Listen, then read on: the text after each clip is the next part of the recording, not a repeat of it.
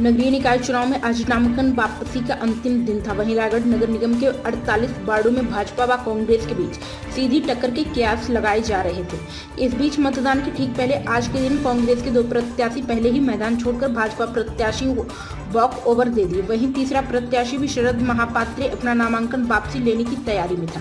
इस बात की सूचना मिलते ही कांग्रेस कार्यकर्ता बड़ी संख्या में कलेक्ट्रेट पहुंच गए। यहां उनका भाजपाइयों के साथ विवाद बढ़ गया। दोनों के बीच हुए हंगामे के बीच कांग्रेस प्रत्याशी चुपचाप अपने घर वापस लौट गया। इस मामले को लेकर जिला कांग्रेस के अध्यक्ष अनिल शुक्ला, प्रदेश महामंत्री राकेश पांडे के अलावा अन्य कांग्रेसियों ने रिटर्निंग अधिकारी के कार्यालय के सामने घुसकर न केवल नारेबाजी की बल्कि भाजपाइयों से झड़प करते हुए गाली गलौज, धक्का मुक्की तक बात पहुंच गई। नामांकन वापसी के अंतिम दिन अंतिम समय पर वार्ड नंबर 23 के कांग्रेस प्रत्याशी शरद महापात्रे, जिसके खिलाफ भाजपा के पंकज कंकरवाल चुनाव मैदान में है, वहां अचानक कांग्रेस प्रत्याशी शरद महापात्रे अपना नामांकन वापस लेने पहुंच गया था, जिसकी जानकारी कांग्रेस के बड़े पदाधिकारियों को लग गई और देखते ही देखते वहां इतना हंगामा मच गया कि माहौल खराब होता देख पुलिस को भी कड़ी मशक्कत करनी पड़ी। सबसे बड़ी बात यह कि करीब 1 घंटे तक रिटर्निंग अधिकारी के कार्यालय के सामने से लेकर कलेक्ट्रेट एवं उसके बाहर भी कांग्रेस व भाजपा के कार्यकर्ता आपस में भिड़े रहे। इधर एसडीएम प्रवीण तिवारी ने निर्वाचन कार्यालय के सामने हुई गाली गलौज व झड़प के मामले में कहा कि पूरे मामले की जांच की जाएगी, साथ ही जरूरत पड़ने पर इस घटना में शामिल सभी नेताओं पर उचित कार्यवाही भी की जाएगी।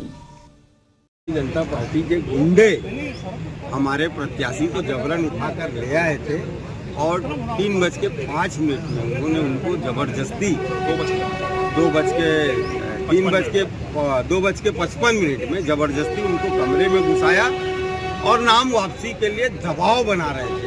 लगातार उनके परिवार को, लगातार उनके व्यापार को खत्म करने की धमकी दे रहे हैं।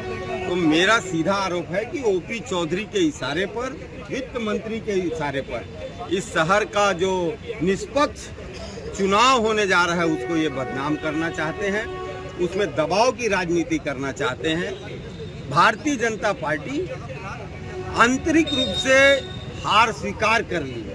अब वो एन केन प्रकार शॉर्टकट से अपना बहुमत लाना चाहती है और रायगढ़ की जनता को ये लोग डराकर वोट लेना चाहते हैं। तो ये बात समझ लें कि रायगढ़ की जनता बहुत ही समझदार है और आपके दबाव में नहीं आएगी और इस गुंडागर्दी का बदला 11 तारीख को लेंगे। प्रत्याशी का नामांकन वापस हो गया? नहीं हुआ है। मैंने एसडीएम से बात की, उन्होंने स्पष्ट रूप से कहा है कि उनका कोई नामांकन वापस नहीं हुआ है। प्रत्याशी ने कहा कि मैं नामांकन वापस नहीं ले रहा हूं। Thank you. नाम से पहले कांग्रेस से विकेट गिर रहा है, क्या कहेंगे? वास्तव में अगर आप लोग पिछले 1 महीने में सोशल मीडिया में जिस प्रकार से नगर निगम चुनाव को लेकर चर्चाएं चल रही थी, उन चर्चाओं में देखोगे तो कांग्रेस के तरफ से कोई चुनाव लड़ने को तैयार ही नहीं था। अंतिम तक जब कांग्रेस को यह स्थिति नजर आई कि उनके पास 48 वार्ड में प्रत्याशी नहीं है, तब उन्होंने आनन फानन में जिसको तिसको प्रत्याशी बना के उतारने का प्रयास किया और ऐसे सभी व्यक्ति जिनको आनन फानन में प्रत्याशी बनाने का ये प्रयास किए, वे अपनी जमानत जब्त होने के भय से नाम को वापस लिए। कितने अभी तक आपके निर्विरोध निवासी हो चुके हैं? मुझे उसकी पूरी और पुख्ता जानकारी नहीं है, क्योंकि वापसी की अभी प्रक्रिया चल रही है। लेकिन जिस प्रकार मीडिया के माध्यम से मैंने सुना है, 2 या 3 लोगों ने वापस लिया है। अभी भैया जो विवाद हुआ, इतना झूमाझटकी हुआ, ये स्वस्थ लोग खुला उल्लंघन आचार संहिता का गुंडागर्दी देखी गई, किस प्रकार आप गालियां बक रहे हैं, दोनों पार्टी के कार्यकर्ता आपस में लड़ रहे थे।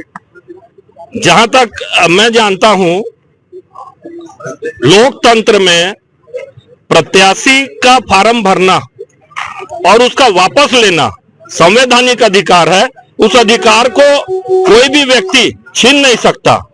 अगर कोई प्रत्याशी, चाहे वो भारतीय जनता पार्टी के पक्ष से खड़ा हो चाहे कांग्रेस के पक्ष से खड़ा हो, वो वापस करने आ रहा है तो उसको रोकने का अधिकार किसी को नहीं है। अगर उसको रोकने का कार्य कांग्रेसियों ने किया है तो गलत किया है। अगर प्रत्याशी अपने घर से यहाँ तक फार्म वापस करने के लिए आ गया तो उनको बैठ के चिंता करने का विषय, न कि यहाँ पे झुमाझटकी करने की जरूरत है। आचार संहिता खुला उल्लंघन शिकायत करेंगे आप लोग? निश्चित रूप से हम लोग शिकायत करेंगे। अगर कोई प्रत्याशी वापस करने अपने विवेक से आ रहा है तो आप उसको कैसे रोक सकते हो? कांग्रेस अध्यक्ष द्वारा सीधे तौर पर ओपी चौधरी पर सीधा गुंडागर्दी का आरोप लगाया गया, ये कितना सही है? कांग्रेस के पास आरोप प्रत्यारोप के अलावा रायगढ़ विधानसभा में कुछ बचा नहीं है। जिस प्रकार से कांग्रेस कोमा में है, जिस प्रकार से आप शहर के चारों तरफ विकास की गति देख रहे हैं, कांग्रेस को पहले से पता है कि अगर निर्विरोध चुनाव होता है, निष्पक्ष चुनाव होता है, तो इनका एक पार्षद जीत के आना भी कठिन है। इसलिए ये अभी से माहौल को खराब करने में लगी है।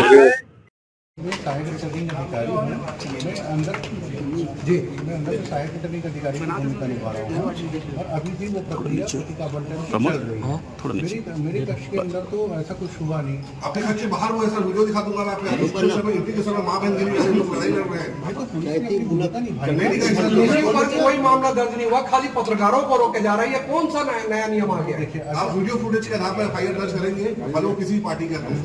देखिए अभी प्रतिका बंटन की कार्रवाई चल रही है। मैं सहायक रिटर्निंग अधिकारी के तौर पर वहाँ पे अभी व्यस्त हूँ, है ना। वो पूरी प्रक्रिया के बाद सर 23 नंबर वार्ड का प्रत्याशी का नाम वापस के लिए बात आ रही थी, क्या नाम वापस हो पाया कि नहीं हो पाया? नहीं, देखिए जो भी कक्ष में आए थे उन्होंने मना कर दिया कि ऐसा नाम वापस नहीं हुआ। हाँ, उसी के लिए इतना विवाद हुआ सर, उसी के लिए लड़ाई झगड़ा, मां बहन सब गालियां चली है सर।